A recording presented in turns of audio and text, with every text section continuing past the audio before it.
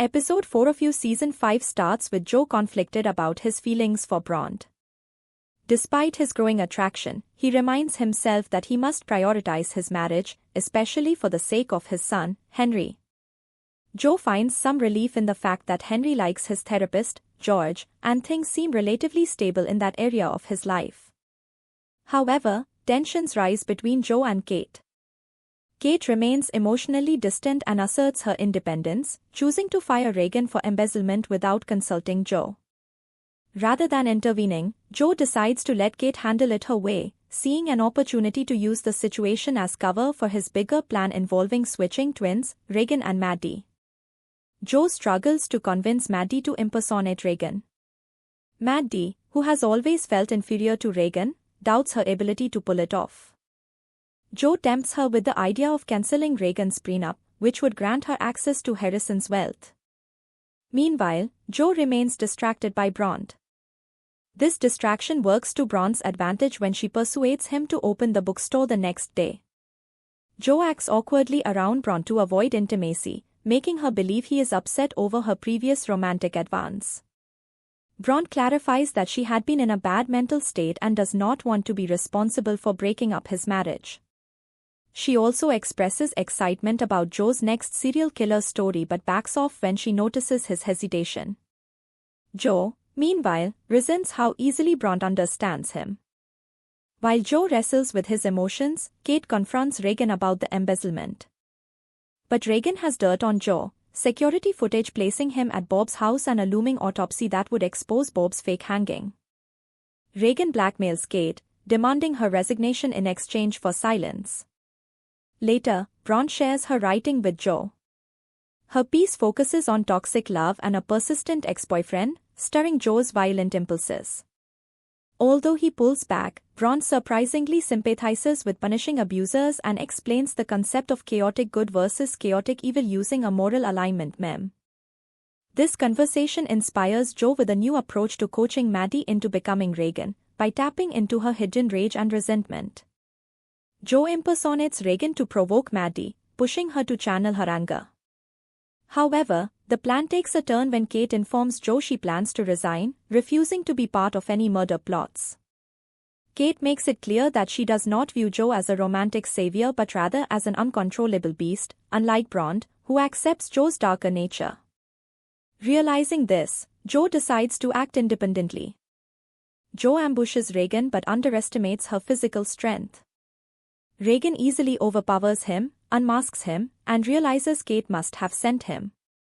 Joe finally knocks her out but realizes he cannot kill her yet. Meanwhile, Bronte, alone in the bookstore, stumbles across Joe's private writing, including erotic fantasies involving herself. Flustered but intrigued, she begins to see the depth of Joe's feelings. Downstairs, Maddie faces her own test. Joe pressures her to kill Regan to secure the twins' switch plan, arguing that Regan would never truly care for Maddie. When Regan regains consciousness, she cruelly mocks Maddie, calling her the lesser twin and revealing that she would have chosen Gretchen over Maddie's life during Maddie's difficult pregnancy. Devastated, Maddie realizes Joe is right. Elsewhere, Kate's brother, Teddy, tries to convince her to let him help, suspecting Joe's involvement, but Kate keeps him in the dark. That night, the bookstore opening event is buzzing. Joe and Bronte exchange longing glances, but the situation escalates when Clayton, Bronte's abusive ex, harasses her. Joe intervenes violently, shocking Bronte. She rebukes him and confesses she read his erotic stories. Despite their feelings, she insists they cannot have an affair. Accepting the situation, Joe returns downstairs where he discovers that Maddie has killed Regan by giving her a fatal insulin shot. The next day, Maddie, now impersonating Regan, publicly announces her resignation and transfers Regan's voting rights to herself, solidifying their plan. They even manage to recruit Teddy to their side. However, Kate confronts Joe, doubting his story that he persuaded Regan to leave peacefully. Joe, frustrated by Kate's lack of trust, declares that their marriage is broken. In the final moments of the episode, Joe finds Bronte leaving the bookstore. He stops her, confessing his desire for her, and the two finally give in to their feelings and hook up. Episode 5 of You Season 5 opens with Joe and Bronte sharing an intimate morning at her apartment. Bronte playfully teases Joe about his fictional serial killer character, unaware that the stories are rooted in reality. While Joe indulges her jokes, he quietly wonders how she would react if she knew the truth about him. Meanwhile, Maddie struggles to maintain her disguise as Regan. Haunted by the overwhelming task and Regan's lingering influence, she lashes out at Harrison and Gretchen, unable to strike the right balance between acting kind and remaining convincing. At work, Bronte becomes distant, which Joe assumes is simply due to exhaustion. In an effort to make her feel cared for, he pampers her with food and even arranges a private masseuse. However, their blossoming connection doesn't go unnoticed. Kate, already suspicious of Joe's behavior, follows him. She discovers Bronte half-dressed at Joe's place, which confirms her worst fears. Furious and heartbroken, Kate digs into Joe's past and shares her findings with her half-brother, Teddy. They both worry that Joe may have killed Marion and Love. Teddy suggests involving the police, but Kate insists on handling the situation herself to avoid escalating things prematurely. Meanwhile, Bronte shares new writing with Joe, which explores themes of surrender and trust in intimate relationships. Inspired by her story, the two cautiously engage in light BDSM. Joe feels a heady rush from Bronte's trust but stops himself when she pulls back. Though concerned that he might have pushed her too far, Joe is distracted by frantic texts from Maddie.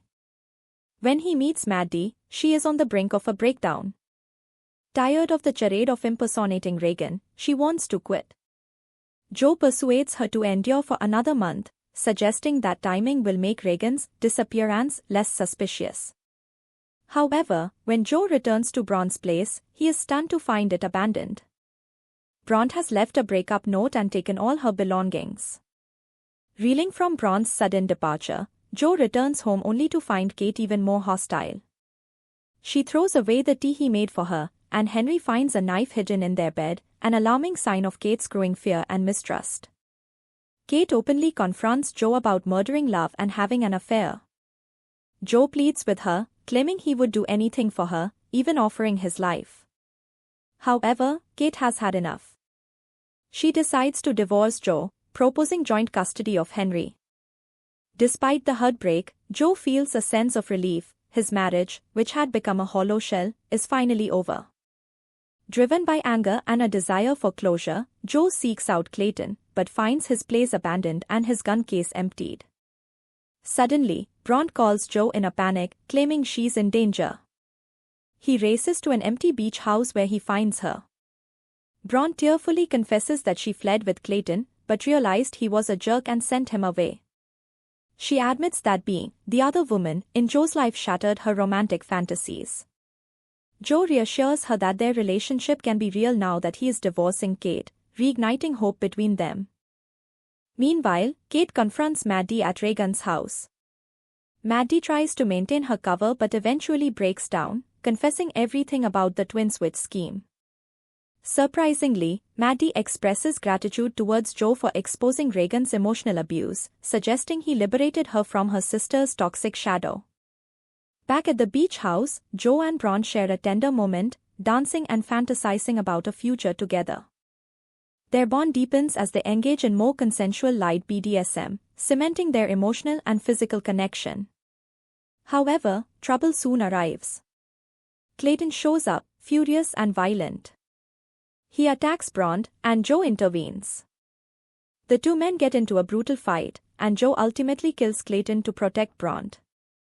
But just as Joe catches his breath, a shocking twist unfolds. The girls from Bronte's literary salon suddenly barge into the beach house, recording everything live on TikTok.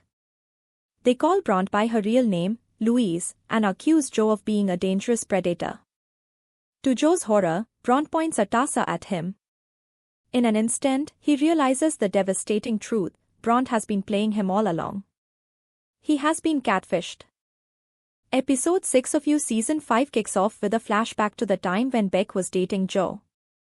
Among Beck's students was a young woman named Louise, the real identity of Bronte. In the present, Joe is arrested for Clayton's murder but, rather than fear the charges, he is consumed with rage over Bronte's betrayal and the catfishing operation she orchestrated. Kate bails him out, but Joe knows it's only so she can keep him close and manage the fallout quietly. Meanwhile, Bronte is being interrogated by the police. She explains that her motive was justice for Beck. Flashbacks reveal her admiration for Beck during her student days. Though Bronte lacked confidence in her writing, Beck was a rare source of encouragement. Unfortunately, Bronte had to drop out of college to care for her sick mother, leaving Beck with a heartfelt goodbye note quoting Jane Eyre. After her mother's death, Bronte felt isolated and sought comfort in Beck's posthumous book, The Dark Face of Love. However, reading it, she sensed something was off. Parts of the writing didn't feel like Beck's authentic voice. This suspicion led Bronte to dive into online theories about Beck's death, where she discovered a conspiracy theory suggesting Joe was responsible.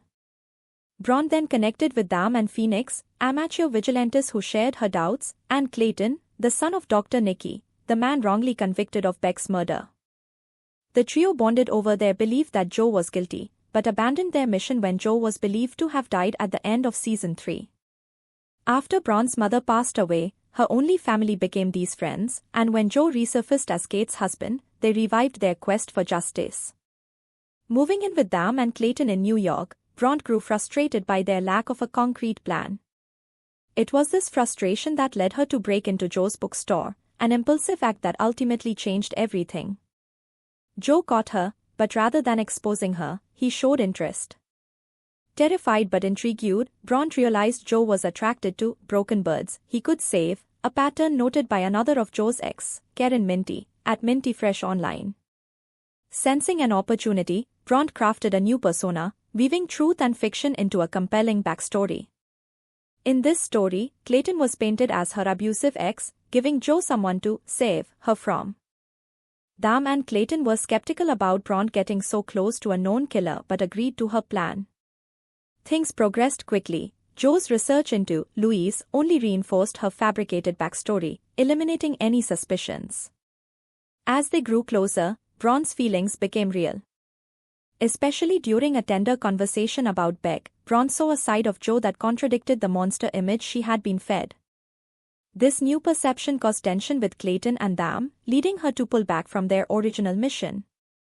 Clayton's staged aggression at the bookstore's opening was supposed to provoke Joe into violence, proving he was dangerous. But for Bronte, Joe's willingness to defend her only reinforced her belief that he was protective, not predatory. Disillusioned with the mission and her friends, Bronte distanced herself from the plan, retreating to a beach house with Dam. However, Clayton went rogue, leading Joe straight to her. In the present, Joe returns home, only to face Kate's cold fury. She calls him pathetic and reveals that she tricked him into signing away custody rights to Henry during the bail process. Furious, Joe attempts to intimidate her, but armed guards block his path. Powerless, he's kicked out of the house, his life unraveling rapidly. Back at the police station, the detective accurately guesses that Bronte's feelings for Joe have blurred her original motives. Flashbacks reveal how the beach house incident truly unfolded. Bronte had warned them not to come, wanting space to think. When Joe showed up, Clayton's plan was already set into motion, a trap to provoke Joe into attacking Bronte, thus catching him on camera. However, when Clayton arrived, his aggression turned real. Bronte, horrified, compared Clayton to his murderous father. Their confrontation escalated until Joe intervened. The ensuing fight led to Joe killing Clayton, but in Bronte's eyes, it was no longer cold-blooded murder, it was self-defense fueled by rage. Back in the present, Bronte and them return home, unable to even look at each other, the weight of betrayal and shattered trust hanging between them. The episode closes with Joe settling back into Mooney's old apartment. Still seething over everything that has happened, he discovers one of the hidden cameras Bronte and her friends had planted. Smirking into the lens, he says hello to Bronte, who watches in horror from her phone, realizing that her dangerous game with Joe is far from over.